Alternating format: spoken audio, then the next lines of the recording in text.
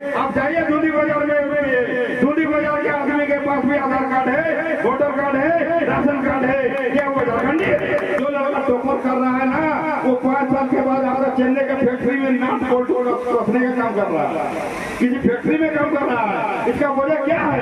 इसीलिए हम लोग इस बार पूरा शपथ लिए हैं। इस बार हमारे बीच टाइगर जयराम माधव ऐसा वक्त पे हमारे बीच में आए हैं कि आप इसके बाद अगर यदि हम लोग नहीं सुधरे ना, हमारा लड़ाई जो है वो हमारे सिस्टम का है। सरकार का जो नियम नीति है उस सिस्टम से हमारा लड़ाई है। सरकार का नीति जो है जैसे हो गया स्थानीय नीति, नियोजन नीति और हमारी पहचान विस्थापन नीति। आज देखिए, आज हमारा जो आए हैं, हम लोग तो बहुत सा गर्व महसूस कर रहे हैं कि हम एक झारखंडी हैं। लेकिन आप लोगों को मैं बता देना चाहता हूं कि हम लोग जो सोच रहे हैं ना कि हम लोग झारखंडी हैं, तो इसका आपके पास कोई प्रमाण है क्या कि आप झारखंडी हैं? नहीं है ना?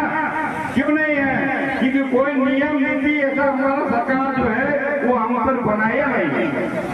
हमारा सरकार अगर हमारे ऊपर कोई नियम नीति बनाती तो आज हम झारखंडी पूर्ण रूप से कराते और इसमें किसी का दबदबा नहीं चलता। आज देखिए, आपके पास आधार कार्ड हो सकता है, राशन कार्ड हो सकता है, वोटर कार्ड हो सकता है। आप जाइए दूधी बाजार में, दूधी बाजार के आदमी के पास भी आधार कार्ड है, वोटर कार्ड है, राशन कार्ड है, क्या वो झारखंडी है? क्या वो झारखंडी हो सकता है? आप बताइए। यानी हमारा जो नियम नीति है, सरकार कहीं ना कहीं हमको दबा के रखा है, जिसकी वजह से हम मुंह खोल के बोल भी नहीं पाते कि हम एक झारखंडी है।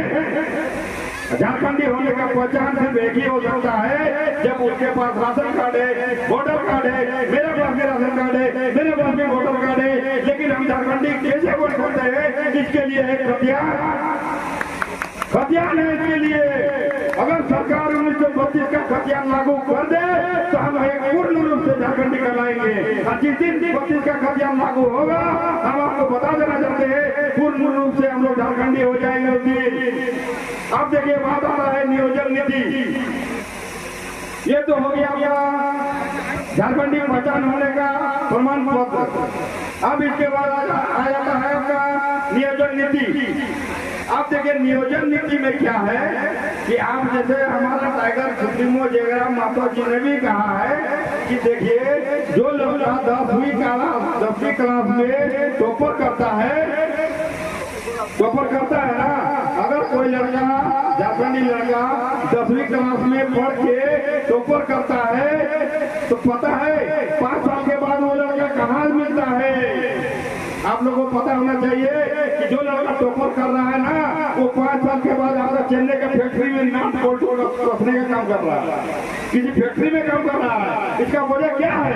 इसका वजह ये है कि हमारे पास सरकार अगर कोई नीति बनाती, शिक्षा नीति बनाती, तो वो लड़का को अपना अंदर से इतना तेज दराज लड़का को, बताइए, टॉपर लड़का को सरकार मदद नहीं कर रही है, टॉपर लड़का को सरकार मदद नहीं कर रही है, तो हम और आप किस आशा और भरोसा में बैठे हुए हैं भाई और बहनों? इसीलिए अब हो गया तीसरा बात कि हमारे लड़ाई उस सिस्टम से है जो आज नियोजन नीति नहीं बन पा रहा है। क्योंकि बताइए, वो लड़का आप कमाने जाएगा क्योंकि उसका घर का स्थिति बहुत कमजोर है, उसका स्थिति इतना कमजोर है, सरकार उसको कभी ध्यान में नहीं दिया है, इसीलिए वो लड़का कमाने चेन्नई और दिल्ली और मुंबई गया। अगर सरकार हमारा ऊपर यदि थोड़ा सा भी नजर करती ना, तो आज वो लड़का IAS अफसर बनता, पुलिस बनता, CPDSC बनता, कुछ भी बन के उभरता। लेकिन ऐसा नहीं हो रहा मेरे दोस्तों और बुजुर्गों, साथियों। मैं आप लोगों से बार बार कहना चाहता हूँ, आप देखिए, आखिरी बात है विस्थापन नीति। विस्थापन नीति और विस्थापन नीति में देखिए, आप लोगों को बता देना चाहता हूँ, आज जैसे हमारे ये टुकड़ा पंचायत है ना, ये टुकड़ा पंचायत है, ये टुकड़ा पंचायत आप देखिएगा, अगर सरकार का आदेश आया कि यहाँ पे कोई कोल फैक्ट्री बनेगा, इस जमीन के अंदर सोना भरा हुआ है, इस जमीन के अंदर कोयला भरा हुआ है, तो आपको मैं बता देना चाहता हूँ, सरकार का आदेश आएगा, ये जमीन आपको सरकार को देना पड़ेगा। सरकार को, मतलब भारत को विकास के लिए ये जमीन आपको देना पड़ेगा।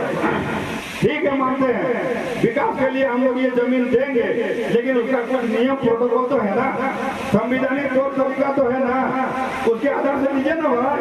अगर हम आपको जमीन दे रहे किसी फैक्ट्री बनाने के नाम पे, तो उसके बदले हमको जमीन कहीं दीजिए ना भाई, हमको उसके बदले कहीं जमीन दीजिए और उसका नियोजन दीजिए। अरे आधार का एक आदमी को कम से कम नौकरी दीजिए, क्यों नहीं देंगे हम विकास के नाम पे जमीन? हम तो दे रहे आज 70 साल से दे रहे जमीन, जहाँ आज पेपर बन गया, इलेक्ट्रो स्टील बन गया। आज देखिए इलेक्ट्रो स्टील का नंबर, आज कोई बता सकता है कि मेरा जमीन देने के बाद मेरा नौकरी हुआ है? किसी का नौकरी नहीं हुआ। डेली वहाँ कोई ना कोई गेट जाम करता है, धरना प्रदर्शन करता है। आज आप जाइए बोकारो स्टील प्लांट में विस्थापितों का मुद्दा आज कितना सदियों से चला आ रहा है, ये आपको भी देखना पड़ेगा, ये चीज समझना पड़ेगा। क्योंकि आज देखिए हमारे पास सरकार का कोई विकल्प नहीं बचा है, कोई सिस्टम नहीं बचा है, कोई नीति नहीं बनाया है। बताइए, आप बाहर का आदमी आएगा तो आपके लिए कोई नीति बनाएगा क्या? नहीं बनाएगा ना। इसीलिए हम लोग इस बार पूरा शपथ लिए हैं। इस बार हमारे बीच टाइगर जयराम माधव ऐसा वक्त पे हमारे बीच में आए हैं कि आप इसके बाद अगर यदि हम लोग नहीं सुधरे ना, तो आने वाला टाइम ये झारखंड आपको नाम तो अभी तो झारखंड भी बोल रहे हैं, पता नहीं कल में क्या बोलिएगा और आपका बच्चा कहाँ जाके काम करेगा, किस लेबर कैटेगरी में रहेगा, ये आपको अनुमान लगाना है।